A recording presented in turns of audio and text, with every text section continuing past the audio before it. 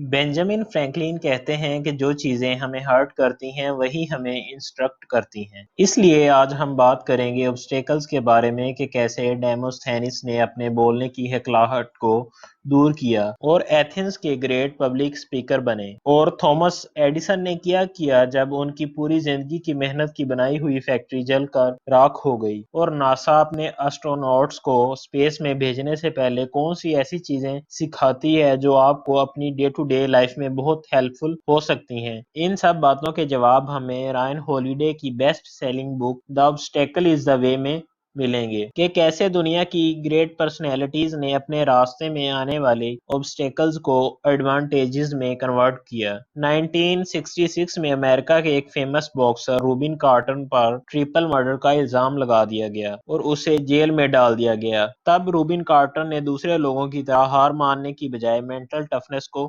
قائم رکھا اور اپنے آپ کو جیل سے نکالنے کے لیے جیل ہی میں لا، ہسٹری اور فلسفی پر بکس ریڈ کرنا سٹارٹ کیا، اور آلموسٹ 20 سال بعد انہوں نے اپنے پر لگے جھوٹے الزامات کو غلط ثابت کر کے انہوں نے خود کو جیل سے رہا کروا لیا، اور جیل سے باہر آ کر روبن کارٹر نے کورٹ سے معافی منگوانے اور دنیا کو ان کے ساتھ ہوئی ناانصافی کی سٹوری بتانے کی بجائے اپنی لائف کنٹینیو کی، کیونکہ ان کا کہنا تھا کہ لوگ آپ سے آپ کا سب کچھ چھین سکتے ہیں مگر آپ کی تھاٹس، آپ کے بلیفز، آپ کے ری ایکشنز اور آپ کی سچویشن کی طرف دیکھنے کا نظریہ کبھی نہیں چھین سکتے، یعنی آپ کبھی بھی کمپلیٹلی پاور لیس نہیں ہو سکتے۔ نیلسن منڈیلا سے لے کر مالکم ایکس تک لوگوں نے جیل کو ورک شاپ کی طرح استعمال کیا اور خود کو ٹرانسفارم کر کے باہر نکلے، کیونکہ ان کے بلیفز اور پرسیپشن پر ان کا کنٹرول تھا، کیونکہ ان کا ماننا تھا کہ ہم ایکچوئل میں کبھی بھی پاور لیس نہیں ہو سکتے، اسی لیے ہم کتنی ہی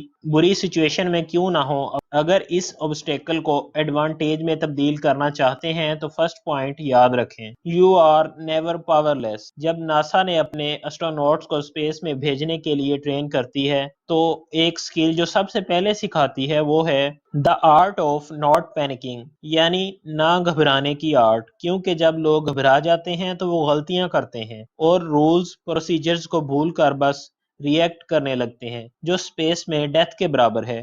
جان گلین جو فرسٹ امریکن اسٹروناٹ تھے جس نے ارتھ کے اوربٹ کا چکر لگایا، اور وہ بھی اپنا ہارٹ ریٹ 100 بیٹنز پر منٹ کم رکھ کے، وہ یہ سب اسی لیے کر پائے کیونکہ وہ گھبرائے نہیں اور ایموشنز پر کنٹرول رکھا۔ آپ کے ایموشنز آپ کو پرابلمز کو کلیئرلی دیکھنے ہی نہیں دیتے، اسی لیے تو آپ کے پاس خود کے پرابلمز کے سلیوشن سے زیادہ دوسروں کے پرابلمز کے سلیوشنز ہوتے ہیں کہ انہیں یہ کرنا چاہیے، وہ کرنا چاہیے۔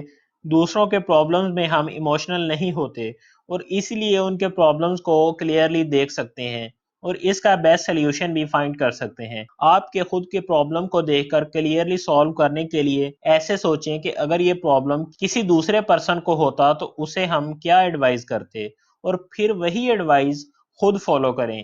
اس کا ایک ایگزامپل ہے جب 67 ایئر کی ایج میں تھامس ایڈیسن کی پوری محنت سے بنی فیکٹری میں آگ لگی تو وہ فوراً اپنی فیکٹری پر پہنچے، گھبرانے کی بجائے ان کے آس پاس کھڑے لوگوں کو کہا کہ جاؤ اپنے بیوی بچوں کو بھی بھلا کر لاؤ۔ انہوں نے اپنی زندگی میں ایسا فائر شو نہیں دیکھا ہوگا۔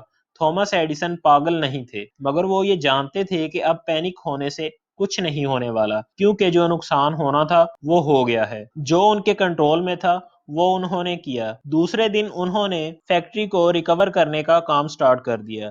اس انسیڈنٹ کے اگلے سال ہی اس فیکٹری نے $10 ملین کا ریونیو بھی جنریٹ کیا۔ آپ کی لائف میں obstacles مینلی دو طرح کے ہوتے ہیں، ایک انٹرنلی obstacles یعنی جس پر آپ کا کنٹرول ہو، اور دوسرے ایکسٹرنل obstacles یعنی جن پر آپ کا کوئی کنٹرول نہ ہو۔ آپ کو یہ بات سمجھنا چاہیے کہ آپ سب چیزوں کو کنٹرول نہیں کر سکتے، جیسا کہ ویدر ڈیزاسٹر، اکنامی، دوسروں کے ایموشنز اور ان کے ججمنٹس ایٹسٹرا، مگر آپ اپنے آپ کو تو کنٹرول کر ہی سکتے ہو۔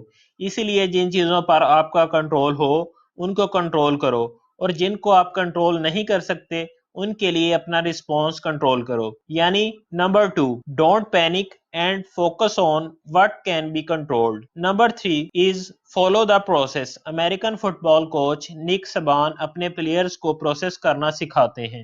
وہ اپنے پلیئرز کو کہتے ہیں کہ چیمپئن شپ کو جیتنا بھول جاؤ، دوسری ٹیم کو ہرانا بھول جاؤ، بس پورا دھیان کھیلنے کی پروسیس پر دو۔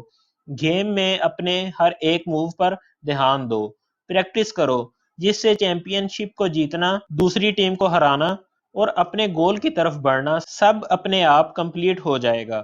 پروسیس کو فالو کر کے ہی تو جسے ٹھیک سے بولنا بھی نہیں آتا تھا وہ ڈیموستھینس ایتھنز کے گریٹ اوریٹر بنے۔ انہوں نے اپنے بولنے کی ہکلاہٹ کو دور کرنے کے لیے خود کے لیے ایک پروسیس تیار کیا اور وہ اس کو فالو کرنے میں لگ گئے، جسے ٹنگ ایکسرسائز، سیڑھیاں چڑھتے ہوئے سپیچ دینا، تیز ہوا میں بھی اپنی آواز کو مینٹین کرنے کے لیے بولنا، اور ایسی کئی پریکٹس ڈیموستھینس نے اپنے آپ کو ایجوکیٹ کرنے کے لیے اپنے گھر میں ایک روم تیار کیا۔ اس میں ہی اسپیچ تھراپی اور بکس ریڈ کرنا سٹارٹ کیا۔ وہ زیادہ سے زیادہ ٹائم اپنی پروسیس کو فالو کریں، اس کے لیے انہوں نے ایک ویئرڈ لیکن پاورفل ڈیسیژن لیا۔ انہوں نے اپنے سر کو ہاف شیو کر دیا، جس سے ان کا باہر جا کر ٹائم ویسٹ کرنے کا دل ہی نہ کرے، اور پریکٹس ہی کرتے رہیں۔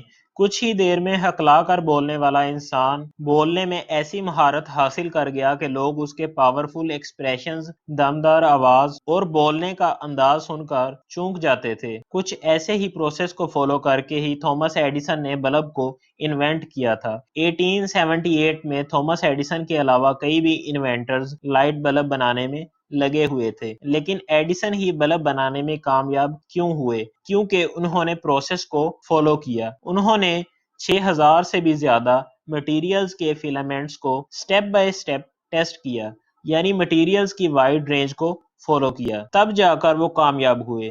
جبکہ کسی دوسرے انوینٹر نے اتنے لمبے پروسیس کو فالو کر کے اتنے مٹیریلز ٹرائی نہیں کیے تھے۔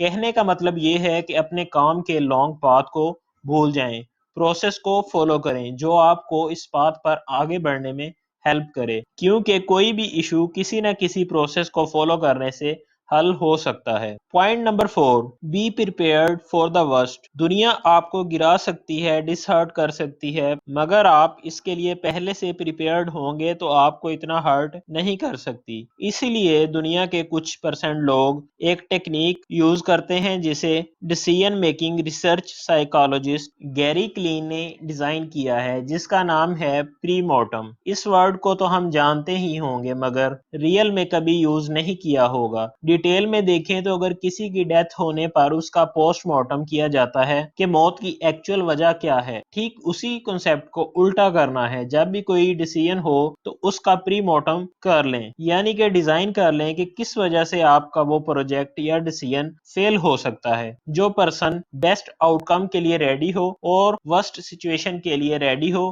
اسے فیلئر ایموشنلی ڈسٹریکٹ نہیں کر سکتا، اور وہ پرسن بیٹر ڈیسیژن لے کر بہتر سلیوشن فائنڈ کر سکتا ہے۔ اس بک سے سیکھی سب باتوں کو سمرائز کر کے دیکھیں تو آپ کے بلیفز اور چیزوں کی طرف دیکھنے کا نظریہ کوئی نہیں چھین سکتا، یعنی کہ آپ کبھی بھی پاور لیس نہیں ہو سکتے۔ سیکنڈ، برے ٹائم میں گھبرانے کی بجائے تھوڑا سوچیں کہ آپ کے کنٹرول میں کیا ہے، اور جن چیزوں پر آپ کا کنٹرول ہو انہیں کنٹرول کریں، اور جن پر کنٹرول نہ ہو اس کو لے کر اپنا رسپانس کنٹرول کریں۔ تھرڈ، کسی بھی مشکل کام کو کمپلیٹ کرنے کے لیے اس کی پروسیس کو فالو کریں، جیسے ڈیموستھینس اور ایڈیسن نے کیا۔ اینڈ لاسٹ فورتھ پوائنٹ، اپنے کوئی بھی امپورٹنٹ ڈیسیژن کو پری مارٹم کر کے خراب سے خراب سچویشن کے لیے تیار رہیں، جو آگے جا کر آپ کی سٹرینتھ بنے گا۔ یہ ساری ٹیکنیکس میں نے رائن ہالیڈے کی بک دی آبسٹیکل از دی وے سے سیکھی ہیں، جو ایڈورسٹی کو